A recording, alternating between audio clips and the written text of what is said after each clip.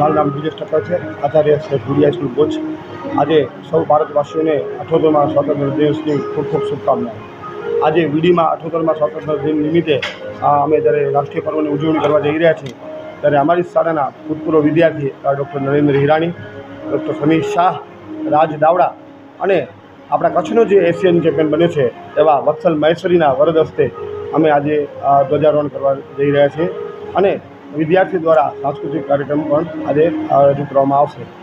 આ શુભ પ્રસંગે જ્યારે આપણે આ પર્વ ઉજવી રહ્યા છીએ ત્યારે દેશમાં એક નિખાલસતા, એક સાહસભર્યો માહોલ રચાય એવી સૌને શુભકામનાઓ છે।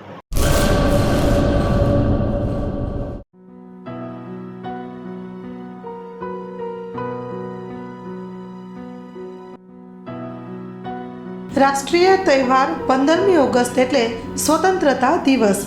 78મા સ્વાતંત્ર્ય પર્વ નિમિત્તે તમામ દેશવાસીઓને હાર્દિક શુભેચ્છા। શુભેચ્છક